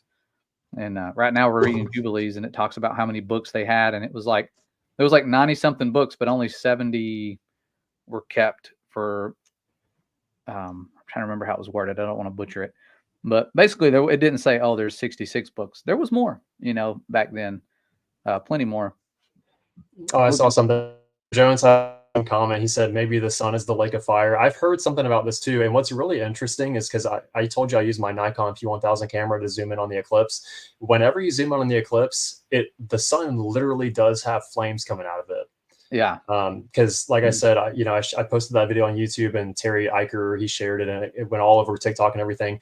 But you could definitely see the flames coming out of it. So I don't know if NASA's necessarily lying in the sense that the sun is fire. I mean, it very well could be, because we can see that with a camera. But I don't know, man. There's so much mystery of what it actually is. Obviously, it causes heat. We know that fire is really hot, so it very well could be a flaming type of object. Another thing too, while we're talking about eclipses, is that, some people wonder if the moon is actually in front of the sun during the eclipse. And I made a video about this too. And what I've discovered is that the moon is actually in front of the sun during the eclipse. And, because I know some people talk about it being the black sun and all these other things that it could be. But if you think about it, the Bible says that the moon is its own light. And if you look at a model of the flat Earth, like there's a Flat Earth Pro app on the App Store on Google Play and iTunes, the Apple Store, and if you download it, you can actually move the sun and the moon around the Earth, and you can switch to different dates, and it'll show you exactly where the sun and moon will be at the certain time. And if you look at the way the sun and the moon work, whenever the moon's furthest away from the sun, it has its full light. But whenever the moon gets closer to the sun, as the sun speeds up and catches up to the moon loses its light. And so whenever the eclipse happened, I mean, the sun and the moon, they corkscrew in and outwards towards the Tropic of Cancer and Capricorn. So during the eclipse, they were actually on the same exact pathway. And so the moon went in front of the sun. And since they were close together, the moon wasn't giving off its light. But if the moon was like a dirty, dusty ball, like NASA says it was, then during the eclipse, with the sun being so bright, it lighting up Earth's atmosphere, if it really was a rock, then our atmosphere should be lighting up the backside of the moon to see it. But we don't see the backside of the moon because it's its own light source. Mm-hmm. Yeah. And looking at that light and talking about the moon, I think Enoch mentions how the moon is going to alter its path. Like it's going to be one of those things to where it's not regular. People are going to be trying to count their days using the moon, and they're going to be off. I can't remember the verse. Yeah, I wish I was one of those people, when I read stuff, I could just remember it really well, because we've gone through all these and studied the way the sun and moon are moving. And yeah, the moon, like in Enoch says, it gets its charge from the sun, and so it's getting it reminds me of those glow in the dark toys we used to have as children, or T-shirts. They hit the sunlight or any kind of light source, and they get their charge, and then they glow in the dark and they're bright. So there's charges going on, there's circuits. It just sounds so electrical. And of course, when you get up higher, you can actually detect changes in the electric field up in the air. It's pretty cool. Yeah, that makes a lot of sense too. I think you could be right about that, with it being more like a battery source, just like you said, how the moon charges up and then it's further away and it lights up. But it's crazy, man. Whenever you learn everything in school, you're taught one thing, but then you have to unlearn it and you have to learn the truth. Man, it's crazy. But then it's really cool though, because then whenever you view the world differently and you're watching a sunset happen, you have friends that think you're falling backwards at 1,000 miles an hour when a sunset happens, but that the sun's just moving it further away from you. It's just it's really cool, with having that new lens, seeing how everything works in nature. Yeah, it makes you can't stop looking up. It's hard to. My dad's like, "Okay, son, quit looking up." I'm like, "I'm trying," but I'm like, I can't stop looking at everything, and just knowing how close it is and the Father is, and it keeps you intrigued. And so it's quite fun having a change of worldview. The one that's allegedly so dangerous to have, and they got to silence it. It's just brought us peace and joy and brought us closer together to people. It hasn't caused some sort of crazy uprising. Now, I mean, we are really fighting the system and their demonic lies, but definitely makes things more exciting. And I know you had to go soon, right? Because you have another video coming up or discussion. That's at 5 p.m. I still have about almost 2 hours still. Okay, good. I forget you're on a different time zone. So I want to honor that. Make sure I don't keep you too long. But I do want to go ahead. Let me get rid of the chat here. I want to make a quick announcement before we lose too many people here, before we start getting off here, about what's going to be happening next year. I've talked about it before in the past with our homeschool option called Creation Standard, because most of you know I'm a school teacher by day, and I taught biology for over a decade, and now life science. I've also taught earth science, which was my first ever teaching job I got pushed into the earth science classroom, and I was holding a globe on the first day because I came in second semester, and they were doing the Coriolis effect. So come a long way since those days. That was back 15 years ago when I was doing earth science. And so I had the experience last year of being in the classroom with other teachers teaching biology. And I witnessed the same type of stuff I did with the globe, where these children are being lied to about evolution and things that just broke my heart, made me angry. And I said, we got to do something. And so I started brainstorming about what we can do. And I came up with the idea for a program for the homeschool truth seekers that we can create content together, create lessons, and make it like a learning community. And I just didn't have the ability to do that full time. I still don't right now, but I decided that I want to promote that and start doing Creation Standard full time next year, raise funding. And so the only way I feel like we can do that and do it justice is to do it full time. And so I'm still working on the website. I'll pull it up right here if it'll let me pull that up. And so creationstandard.com, I've got that in the description. I will show you where you can register for courses, just to give us an idea of who all is interested and how many people we would have, how big the class sizes would be. This is something I feel like would be a major blessing to all these children, and it's coming clearer and clearer what we're going to do. And so right now there's 4 courses. I had 3 the other day, and I was going to break our Earth's Foundation course into like one of those where I just, taught the same class multiple times a day, like 2 or 3 times a day. And my wife said, why don't you break it up into 2 courses and make it to where it's not just for, 6th grade, 7th grade, 4th grade, that area. Make one for like high school age students as well. And so I took her advice on that. I thought it was a great idea. So it's more of an advanced version for high school and beyond for the truth about what we live on. And so the names of everything, it's not permanent. I've just kind of have a rough draft version of everything right now, but you can click on these courses to register, or click for more information about what these courses are, what they're going to be about. And I would be willing to dedicate all my time to doing this. I'm going to be working all summer in preparation for these experiences that I think will be a major blessing. And so creationstandard.com, and I'm trying to make it easy to navigate. I'm finding typos and stuff throughout the website, because again, I threw this together this week. This was a decision that was brand new. I've been battling it because I knew I couldn't do it justice if I don't do it full time. And so I'm a realist. I know that my time is just so swamped. So I thought, you know what, might as well branch out there, try to do this, and see what happens. So if we don't get enough support and we're not able to do it full time, I'm going to just take a little side job and maybe work night shift and then come in with whatever steam is left and do this. But it's tough. It's scary stepping away from your everyday job, a steady paycheck. I've had a steady paycheck literally, I think, for the last 16 years. And so stepping away from that to focus on this is something that was terrifying. I would feel peace about it. I'm going to do it. Here we go. And then it would get time to like tell my bosses, hey, I'm going to not renew my contract. And then that fear and that doubt would say, you couldn't do this. This wouldn't work. Like you wouldn't do a good enough job. You're doing 4 preps and doing all that, like all the doubts. And I'm like, that's not from the Most High. The doubt aspect isn't. The peace aspect is, the doubt isn't. And so I had to make a decision, what's going to bless him the most. And so I thought, why not do this for him and just hope that it works out, trust that it will. I think it will be something fun. So if you're interested in that, look in the description, check out the website, check out our YouTube channel for Creation Standard. We don't have a lot there yet. We have like a dozen videos or so, some sample videos. A sample, we did 1 live lesson and it was on evolution this year. I planned on doing more, but schedules got away from us. So if you're interested, and you have children that are homeschool aged, or if you are an adult and you want to take the earth science, the firmament class, sign up. They'll start in August. It's going to be like a 10-month thing. And I want it to be something special. I want the children to have memories. I want it to be something that will carry on for a long time, the wisdom they learn. So I'm excited about that.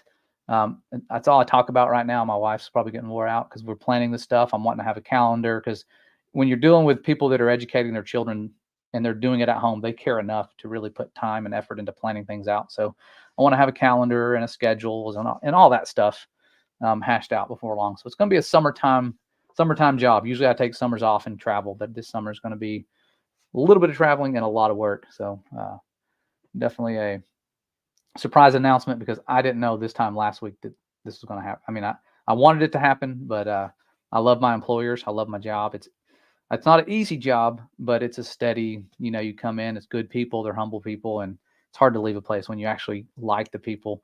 Last year was a little easier. I liked the people, but we got done wrong. So it was easier to just go, I'm not coming back here. Now it was a little tougher. So one of the toughest decisions I've made, but I feel peace about it. And I think it's going to be a lot of fun. So that's awesome too, man. Send us an email, thecreationstandard@gmail.com, if you want more information. That should be also in our website that we just shared. It's in the description, creationstandard.com. We're going to have our own standards that are based on modified versions of the traditional standards, but they're only geared towards teaching the truth. And we will look at the traditional standards, but we're only to show how they don't hold up to the Father's truth. So yeah, it's going to be fun. That's really cool, man. I just want to comment on that and say that I'm really proud of you for doing that, because that takes a lot of courage to be able to step outside of something that you're comfortable with for a long time and go on to new horizons. But, you being a teacher, it lines up perfectly with you being able to put this course together, because you have a lot of experience with doing that. And so I admire you for taking this massive step, in your life. And I think this is something that we definitely need. And I think a lot of people are going to be on board with it too. And so I'm really proud of you for doing that. So that's awesome. Yeah. I was terrified. I tell you what, like I'd be praying so hard, like, just give me we always want the Most High to be like, yes, do this, It's like, I'm waiting for that, go this way. And I had a lot of people praying for me too, but I was just sitting there on the couch. So I think it was like late Tuesday night or Monday night. Contracts were due Tuesday. And I'm like, I don't know. I'm wanting my wife to like just reassure me it's going to be okay. And she did. She said, if this falls through, I'm okay with it. If this is what you feel like Father wants you to do. And man, that hit me. Like, I'm like, I've got the best wife. Like, for her to say, put everything at risk, our dream home, our forever home, our everything, like, to do something for him. Like, golly, I get emotional thinking about it. Like, it's a blessing to have a wife like that, someone who's right there behind me, because this is something we could be living off the government for a little bit. She's like, right now they've been living off of us for years, but no. And I feel like the Father will bless it. I'm not worried at all. I feel like it's going to be something good, and I'm hoping to raise enough support to where it can be free. Right now, that's not the case, but I'm hoping to get it there. Now it's like $1 a day, so it's not much. But well, if you need some content for your music class, kids can learn how to sing biblical verse music class. There you go. Yeah, that'll be one. Yeah, that'll be part of our playlist for biblical songs. I'm trying to create stuff like that, because I had somebody else reach out to me recently, several months ago, and they were like, "Yeah, I make songs for a children's channel that's got millions of subscribers, but they're just like the songwriter, music person, and they give the music to them, and they put it in the videos." And he's like, I'm wanting to start going out on my own and doing this stuff, because it's like him and his little child, they do the music, and it's like the quality of stuff you do, but it's those little kid videos that children are watching. And it's crazy that children are consuming more content than adults right now. Like, the videos that children watch, billions of views. The videos that adults watch, maybe millions sometimes, but rarely are we in like it's like 40 million views. I'm just like, wow, like, these are little 3-year-olds watching this. They're consuming more media than any age group. It seems like, based on the amount of views these things are getting. And it's an easy way to parent. Just here, watch a video, you know? So yeah, these children are getting glued to these devices. It's hard to break that up. And so I'm hoping to make, with the Creation Standard program, something that will help break up that monotony. There's Tracy Jones says, yeah, talking about West Blaze. We got to have you guys do a partnership. I'd love to see you guys perform at a conference or something, one of our meetups. That'd be so cool. Dude, funny enough. Okay, so I messaged him a few months ago. I was like, "Hey, I got this new song coming out." I said, "Do you want to collaborate and do something with it?" And he never responded. I sent him a friend request. He didn't Yeah. respond. I don't know if he saw it, but last night he watched the live stream from Hanging on His Words with me and Ken, and he messaged me after the live stream. He's like, "Hey, man, I just caught your live stream," and he was wanting to collaborate on Biblical Nice. Earth, and he's like, "Can I do a remix of it?" And so he's wanting me to send him the stem files, which the stem files is my vocals, you know, every single track separately, so Yeah. he can make a remix of it. And so I'm waiting to get the stems back. I'm going to send it to him, and so we're going to see how that That's turns out. But it's awesome. funny enough that you mentioned that, because yeah, he Yeah. reached out. Yeah. He would be phenomenal. I mean, you guys, um, with the talent in our community, we have to have them unite and work together. Like these Luciferians are working together. We got to have people on our side working together and making stuff happen. So he did something a while back with like ODD and everybody. Like he's good at um, mixing things up and putting stuff together. The musically talented, you, him, and Ken. Like so cool that y'all all three have that gift. That's a blessing to see Yeah, in that'd our be cool. community. It'd be cool to play somewhere, man. Like if there's any conferences, it'd be really cool to be able to bring the song to a conference and play that. Yeah, yeah. And I'm amazed at how many people are musically talented in the movement because we had not a conference necessarily, but like a giant meetup in Tennessee we hosted, and one of the ladies there singing, she got a little nervous and she's like, "Does anybody else want to join in and sing?" And my goodness, we had like 10 people there that sung like angels that all just joined in and were like in harmony. I was like, this is cool that people could do that, and they were all there, and they were almost like they were like professional level singers, just all there in the front row, these women, and they started singing. I was like, nice. Like, I couldn't have paid better entertainment to sing, and then here they come and performing. It was pretty cool, Yeah. spirit led. But awesome, man. I appreciate you coming on, Brandon. I know you've got probably want to take a little break before you go and promote some more, but I really hope the Father blesses your journey with this and uses you to make more stuff because the youth need it. Music videos are what they get lured into. And I'm telling you, like, these children could watch the same music video day after day, hour after hour. Whereas our day, we were getting brainwashed by music videos, and we were only seeing them on like VH1, MTV. You know, it was like before you could replay, you had to like actually wait and watch. And hopefully yours was in the top 10, you know, the most trending. I didn't realize we were being indoctrinated and corrupted with the music back then as much as I do now. But it was like that's how people got their fix with music, was watching it replayed on TV. Right. Bakersfield, that'd be awesome. I haven't been to California since like 2007, 2008, but I would love to come out to California, man. I'd love to visit a national park while I'm out there too. So I'm definitely down for that if it works out, man. Yeah, that'll be awesome.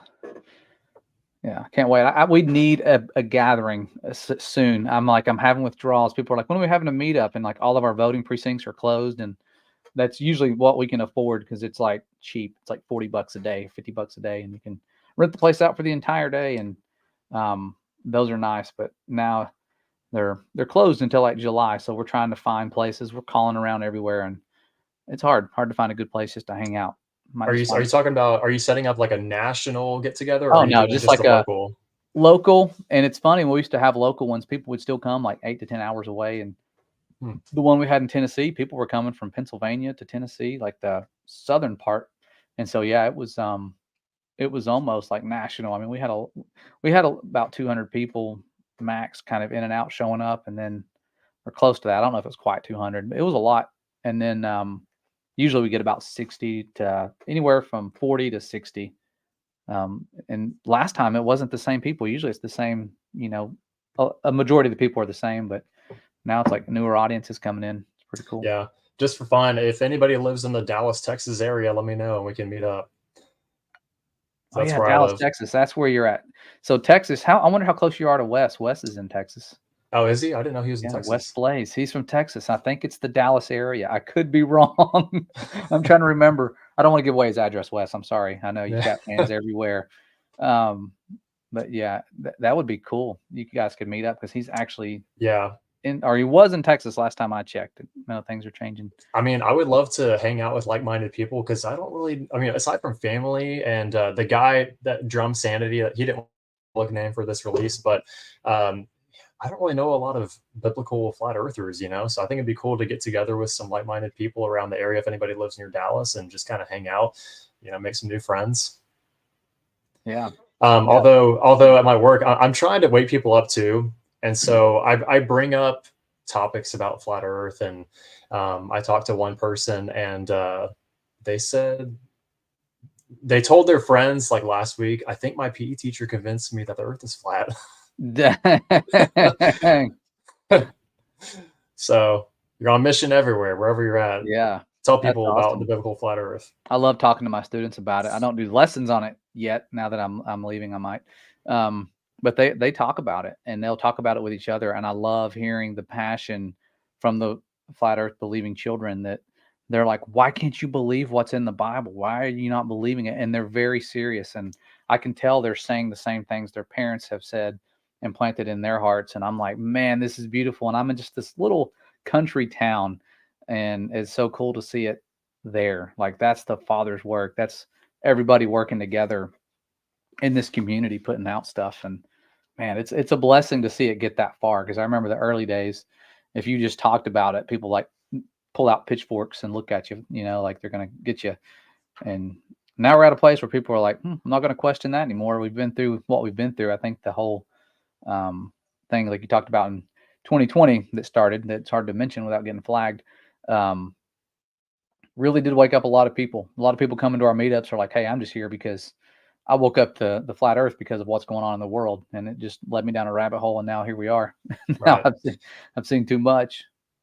So I want to ask you something that you said a second ago. So you actually, in the classroom setting, you actually talk to the kids about flat earth, and their parents don't come at you emailing you getting mad. Why are you talking to my kids about the flat earth? Yeah. Well, I never bring it up. They bring it up, which is why I go, okay, I'm going to say something now. Cause I've had, several incidences this year and in the past too, where one of the kids, they come to me as this, like, I'm going to save the globe.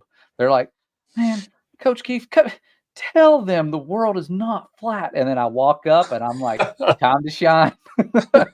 Here we go. And so like, by the end of the conversation, the kids are looking at me, and they're like, but you're a science teacher. You're supposed to be for science. I said, I am for the science.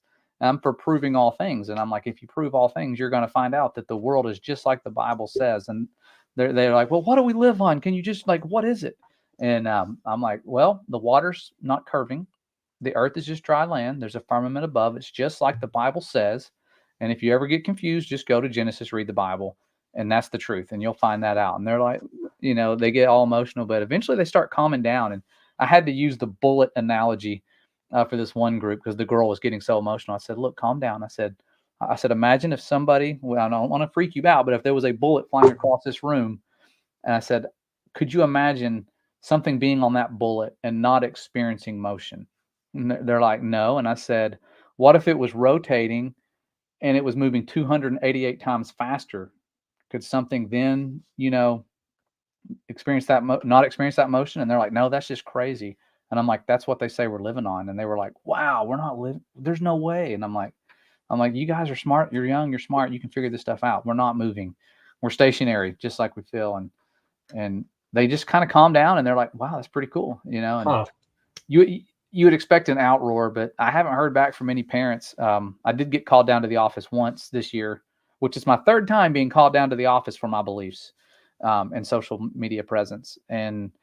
But this time it was because of my book. I'm like, what? I co-authored a book. Like, I wrote one chapter, and they're like, yeah, you just want to make sure you're not biased. And I'm like, bias? I'm teaching life science. Like, if the shape of the world comes up, I'm not going to lie to the kids, But I did get observed while I was talking about evolution, and that was scary because I had a lot of stuff in my slides that was biblical. And it was like the principal walked in, and I think my throat like closed up. I was like, I did not plan on it happening right now, but it happened. It went good. Everything was great. I was like, whew.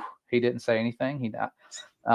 He did talk to me, and I thought it was going to be about that. And he's like, it was about something else. And I was like, whew, good. He didn't say a word about the chariot wheels on the bottom of the Red Sea slides that I had.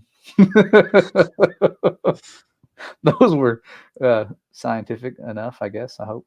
See, what I'm just surprised about, well, it's mind blowing to me because I just picture if you talk to kids about the flat Earth in a classroom, and especially if you bring up the Bible in a classroom, I feel like parents would be uproaring, Yeah. going crazy. Principal we contacted him. I just can't believe that everything was just perfectly fine about it. Yeah. Well, our school's different. It's like there's a lot of believers there. They have prayer. Like somebody gets in a car wreck, they'll say, "All right, we're going to have sixth graders come down, seventh graders come down. We're all going to pray together for this person." Like they've got a really good. It's like the Spirit's moving there. They allow those things to happen, and it's that's why it's hard for me to leave this place because I really love the administration. They're believers. They're good people. They're humble. Like our principal, like we have a shortage of cleaning staff. There's no custodians. There's like two, and for the whole school. And I've seen these people get on the little mopping things and like mop the floors and these and like they'll pick up a broom. Like they're just good people. They're humble, and a lot of the parents are believers. So it's a country school. They a lot of them sound like me or worse with their accents. So it's fun to work there. I like these little places. It's a place I could retire at. That's why it's hard to go. I'm going to leave now. Now that everything's cozy, I'm good. I'm going to leave.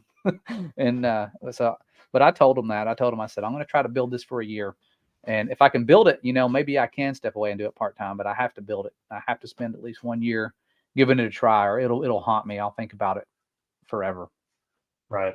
Yeah. Well, and you got to take a risk in life because you don't want to get to the end of your life and say, what if I would have done this? Yeah. And so that's why I admire you for taking that step, because now all the hard work going into it, you finally give it a shot. And like you said, if for some reason, if it didn't work out, there's always backup plans, but that's awesome, because not a lot of people have the boldness to be able to take the time to put something together like that and to actually follow through, taking the steps and actually doing the action part. Yeah. Because a lot of us, we think about what we're going to do and we dream about it, but we don't actually take the action step to make it happen. So that's why I think it's really cool that you're taking that action step to make it happen. Yeah, it's going to be quite the journey. I'm going to be talking about it a lot. Because now I have to talk about it because it's going to be our career choice for a year. And I have peace about it. It's the craziest thing to have peace about such uncertainty. But the Father's just blessed me with like, I told him, I said, my mother-in-law said she was praying that if I made the right decision, I'd have peace. And I tell you, it was like, I had so much peace walking into school that day. And it was like, wow, I have peace. I have this joy. The fear never came back that day. So I was able to make that decision. So thanks be to him for helping me have that peace for sure. That's good. Is your brother going to be part of that too? I'm hoping so. I'm hoping that it gets big enough to where I can say, hey man, we need to bring you on. Cause he's a math teacher and he makes math fun for his classes, which is crazy because everybody hates math. Like not everybody, but like 98% of the students hate it and they're just there. And it's like, they're trying to pass and there's all these tests and things to prepare for. And so he includes like animations, cartoons, fun stuff, like interactive things. And he makes it fun for the kids. And whenever me and him used to work together at the same school, his kids would say, I love your brother's class. It's my favorite class. And I hate math, and so we try to incorporate a lot of things, humor and what, not to make it just dry, boring. You come in and you're sitting down listening to a lecture and somebody writing on a board, it's like try to make it as interactive as possible. And that's what I want this to be. I don't want it to be about me showcasing my knowledge. I want it to be about these children getting involved and having things they could do that they can share, that they can visualize and see the Father's truth of creation come true right there in their own lives. So I think it'll be meaningful and it'll help battle any of the lies that they've been exposed to. Because even my own daughter, when she was like 3, was talking about space. I'm like, we've never brought that up. Oh, I saw it in a Garfield cartoon or something. It's always somewhere where this stuff creeps in and you're just like, we've got to do something. Yeah. We got to do something quick while they're young because that's how they got us. That's how they got us. They got us when we were young. Hey, I've got a really off-topic question for you. Because I sent you that video about the Antichrist. Did you ever watch that video about who the Antichrist is it was AOC Network, the YouTube channel? I'm trying to remember. Sounds familiar. I'll have to look because I've seen a lot of Antichrist videos. I wanted to Resend it to me because I might have got lost in the mix, Yeah. or I just saw it and don't remember. It's mind blowing because Yeah. nothing has really ever made more sense about the Antichrist to me than that video. And he talks about who the Antichrist actually is. And there was one verse in there that really stood out that connected everything together. And I think you'd really enjoy that. Have you heard also about like the year 2030? Have you heard about that? About possibly Yosha coming back? Yeah, yeah. I really, because I was seeing the prophetic timeline in a way that was just spiritually just mind blowing. Like I'm seeing the stuff at creation foreshadowing this, the crossing of the River Jordan, everything's lining up for that new third day. And so I did a video on it, and I didn't get much feedback. People were like not really seeing it. And then the Messiah 2030 video came out, and I was like, this guy's seeing a lot of the same things I'm seeing. I'm like, this is pretty cool. And somebody before me had seen this stuff too. And then I come to find out they had this understanding thousands of years ago. I just thought it was something new that we're just now figuring out. But I'm like, no, they understood it back then. When they would say like on the last day, or like Yeshua said, pray that your flight not be on the Sabbath day, like not just, a random Sabbath day, but I'm thinking he was talking about that 7th millennial day. Thought, how cool would that be? Because it literally says the Sabbath day. And he just said, nobody knows the day. And then, well, Sabbath day. Like, I think that's significant. I think he put that word out there, the Sabbath day, as a clue, I think. I mean, I could be wrong, but I saw it that way, that maybe it's in the winter and maybe it's on the 7th millennial day. Maybe so. I want to get your thoughts on something. What do you think about this? Maybe you've heard about this before. Have you heard the idea, because we know the earth is flat with the firmament. Have you heard the idea that the earth is about 6,000 years old? So we know that the Bible likes to parallel things from the Old and New Testament. So what do you think about this? If the earth is almost about 6,000 years old, and if God rested on the 7th day, so could it be that whenever the earth hits 6,000 years old, that Yeshua's reign is from the year 6,000 to 7,000? And like it says in the Bible, a day is like 1,000 years, 1,000 years.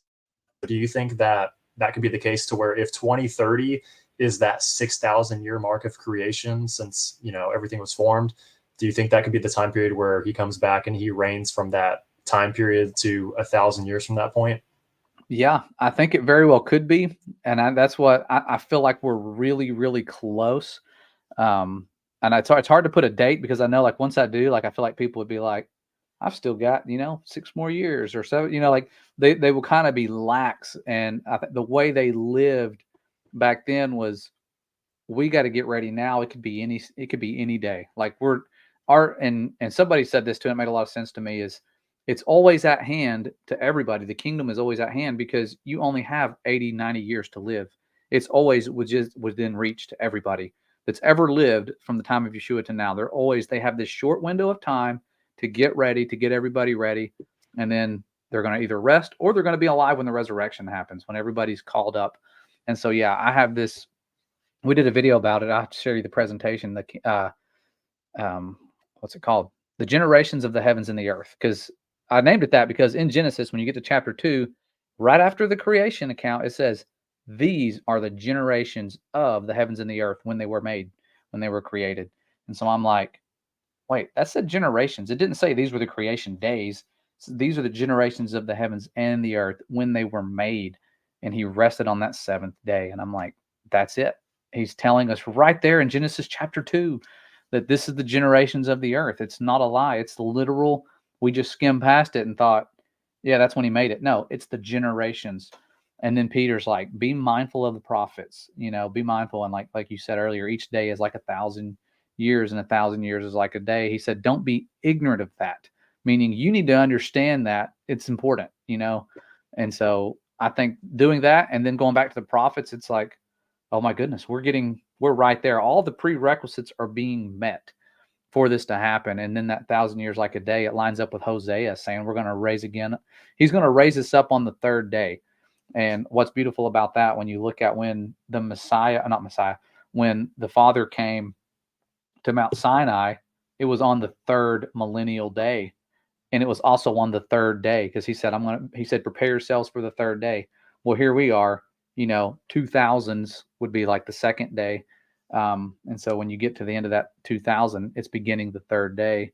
And so we're right there at that new third day, which is also the seventh day. So yeah, I think that is, to me, that's the most intriguing topic out there right now, due to how much prophetic clues we have to show us that's where we are. And it's debate. It's very controversial now. When I talk about this, people are like, no, no, no, no. He's already reigned. He's already came. The great resurrection already happened, and the millennial reign already happened. It's very, very controversial. I talked about it, and I thought, man, I just stepped on a hornet's nest with this one, because people were very passionate about their beliefs, and I'm like, hey, I'm just looking at what the prophets are saying. I'm looking at the evidence. I know the precursors, and it's quite the subject right now. It's definitely causing a lot of division, which it's interesting. I would have never thought that years ago, that saying that we're waiting on the resurrection would be something that would get me a lot of haters, but it does. Yeah. I mean, I think more people are waking up now than ever before. I think even just the idea, whenever you go out to people, even if you bring up the idea of the flat earth, I think more people are open to the idea than they used to be, or more people already know about it. Yeah. But we're just learning a lot as time goes on. I mean, have you heard too about like the calendar? I mean, we got the Gregorian calendar, how the calendar is all messed up. And, I've heard this to where someone said that there's 13 constellations. So there should be 13 months of 28 days, because we know the month. Oh, I think I lost you for a second. You there? Uh-oh. It says that the months used to be called moons. You still there? It just cut out there. Yeah, cut out for just a second, but yeah. He was saying how each month has 28 days because it goes off the moon cycle, and that I think it was like if you times 13 months by 28 days, it equals 365. I want to say. Have you heard that? Yeah, I've heard that. There's so many things with the calendars that get so confusing and tricky, and there's like all these great minds trying to figure it out. And I think that's why that book was meant for this last generation, because it kind of helps to clarify a lot of the calendar issues and the confusion with the moon, because it talks about people keeping being I guess on the wrong calendar because of the moon and things that are going to happen in the future. But yeah, I think it's the calendar issues are so confusing, and breaking down simple things like Passover, when a day starts. Like there's so much confusion and already division over all these little things. And I find it fascinating that Ethiopia didn't switch to the Gregorian calendar, and they're in a different year. Like we literally have a place that's in a different year. Like they're not even 2020 yet. You know what I mean? Like how? It's like, oh, well, they just didn't switch to the Gregorian like everybody else, and now they're in a different year. Like what? Like, how do you set your clock back for daylight? Like we're worried about daylight savings time, and their clocks are back years. Like, I wonder if my phone, when I go over there, will just switch to like, oh, it's 2017 now. Cool. Like, how cool is that? Like, I mean, it just makes you wonder, like, what can we believe now? Like, what is really true and what's really not? Like, what year is it? Is it 2024? I mean, that's the Gregorian calendar, but what's the real year? Like, how many years has it been since, Yeshua came to the earth? Yeah, that's what makes me wonder, like, should I use what they're using? Because if they didn't switch to the Gregorian, maybe they're more accurate, but they had like an Egyptian type thing. And I got into that when I was looking into the Georgia Guidestones, how 2014 was supposed to be a significant thing because they had that little block. And then I found out that when they were destroyed, it was 2014 in Ethiopia, I think. So it was weird. I was like, maybe they were going off of the Egyptian, like, sun god worshiping calendar or something. I don't know. I know that it was put there because of where the sun's location was. So they picked that spot because of where the sun was. And you could tell it was obviously like a satanic place, because there would be blood on top of it, and where the sun would shine through this one hole, and then the North Star would shine through this other hole. And you could look and see the North Star all year. And flat earthers were starting to go there and talk about that to people and flat smack. And then they just got blown up all at once. It's like, oh, that's weird. Now that we know who made them, now that we know they were made by two secret societies, and they have to do with population control. And here we are understanding population control is bad because they're going to try to wipe out all these people. And then it's like, oh, they're made by the Masons, and the Rosicrucianists were involved somehow, and they're both secret societies. So they're not keeping good secrets like we thought. They're not planning a surprise party. They have their things written in multiple languages on stone, and people are obsessed with them. And fortunately, the people doing the documentary about it found who the guy was, and yeah, it was a definite secret society racist kind of guy. Yeah, that's what got me into the whole we're on a different calendar aspect, understanding Ethiopian time is 2014. And it was only because somebody brought that up, like somebody in a comments like, hey, Ethiopia's on a different year. And I'm like, what? No way. I didn't know that. That's something new that I learned today. Yeah. How can you not like conform? They're non-conformist. It's like everybody's going to Gregorian. We're not. Why? We're just not. Okay. We're going to move on without you. Then we'll be in a different year in 1,000 years from now. It's like, wow, how cool is that? It's like to call them people and say, what's it like in your year? Well, it's kind of like, why do we even do daylight savings time? Why not just leave it the way it is? Yeah, it would be easier to study the stars if I was taking pictures of them every night at a certain time, like all year. Like you can see how things are moving, or the sun all day at this point. It gets hard because they change it. Christian's trying to make. Sorry, I'm reading comments too. But if anybody had any questions for Brandon, let us know. His time is short. He's got to get off here soon and go join another hangout. Give him a chance to maybe eat dinner. But yeah, we've appreciated having you coming on and sharing your music with all of us. I mean, it's something that I'm sure I'm going to start seeing all over the other platforms, TikTok included. They're real good at taking the music and making it go viral. People can download the sound and like put it in other videos, which it's weird that I tried putting royalty-free music on there the first time I used that website, and it was like flagged. You can't do that. I'm like, what? And it's like they basically want you to steal other people's music and share it. I'm like, so I could take copyrighted stuff and do it? And it's like, yep. I'm like, this makes no sense. This goes against what I've been taught. Yeah, with that though, I mean, you don't have the full song on TikTok. It's just a minute long. So yeah, whenever you upload it to, like, I use DistroKid, and that's the distributor platform, and so they distribute to all the different streaming services. But it's only a minute long on TikTok, and so I get to select when the time starts of the song and when it ends. And so I can like go into DistroKid and change that time. But it's kind of a bummer. You only have 1 minute on TikTok, but it's just due to copyright reasons. They don't want it to be longer than that. But yeah, I mean, it's a good idea reaching out to people. I'm trying to reach out to people on TikTok that are, big flat earth TikTokers. And I'm trying to see if they want to use the song or, use parts of the music video and push out to other people. Right. And who knows, maybe it'll be blowing up on TikTok one day. We'll see. I'm allowed to put 3-minute videos up. And so I could put it up there with all your little links, like for your channel, all that stuff.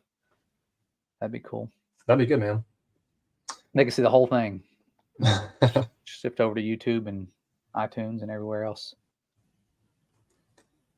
But yeah. Awesome. Well, I will go ahead and let you get back to what you're doing. And for everyone that's joined in, sorry for the short notice with this video. I meant to make this like forever ago and advertise it, but it was like I was so caught up in working on the website, and then I'm thinking, oh man, I gotta do that video. And then I was like, when you messaged me about getting a link, I was like, I need to put that in the studio now, because I've been working so hard on this stuff that I just totally lost track of time. Yeah.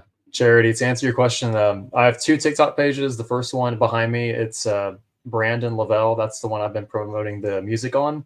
And then my other one is Biblical Earth Truth. And that's the one I post a lot of the biblical cosmology flat earth videos on. So those are the 2 TikTok pages I got. And fun side note too, this is the only song that I've released under my name, Biblical Earth.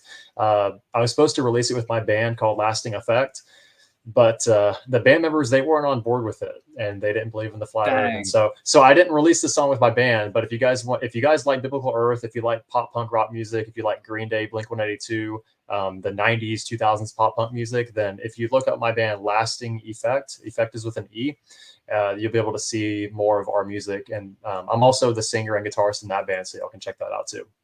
That's awesome. I hope to see you performing live one day. If you guys ever put anything together, man, I mean, I love traveling and, getting to go to national parks and stuff like that. Are you in Georgia? Is that right? Yeah, we're in like the northwest corner. So we're right there, kind of close to Alabama, Tennessee. Yeah. If you guys ever put anything together, man, I'd be happy to swing by and hang out, and that'd be awesome to do that. Yeah, that'd be cool. And are you off in the summers? I get. You and I both do the same career, my man. Yeah. Okay. So I was gonna make sure you're off summers, so that would open us both up. That's why my wife, I think, married me. She knew I was gonna be a teacher, and she loves to travel. Yeah, it's awesome, man. We just love going to all these different national parks in the summertime. By the way, if anybody's never been to Utah before, Utah is one of the best states in the United States. There's just the red rocks, the desert. You can see all the stars so clear out there. It's absolutely amazing. Yeah, it is. I love going out west. Colorado, Utah, all those places. I love it. All right. Well, thank you again, Brandon. It's been a blessing. If you missed his music when we played it, go to the description, click on that so that you'll have it. So you don't have to scroll through our video, and you'll find a link to the actual official music video on his YouTube channel, and can find stuff from there. So like all of those, support it, get the ball rolling. So he'll make more of this stuff with his time. Definitely a blessing and definitely a talent, and watching that music again, seeing it on here, just like, man, it's like, wow, it's so good. So thanks a lot, Brendan. Extremely fortunate to have you on our side on the Father's team, bringing people to the kingdom. I appreciate it. I just want to thank everyone for joining, because I know everyone's time is valuable, and you guys have hung out with us for almost 2 hours now. So time is the most valuable resource. So thank you everyone so much for hanging out with us today. And Josh, thank you so much for waking me up with your video, the final card. Oh, yeah, this song wouldn't have been made without you, man. So thank you and Michael for putting it together, and thanks for having me on the show. I enjoyed it. Yeah, thanks a lot, brother. We'll see everybody around real soon. You guys stay tuned.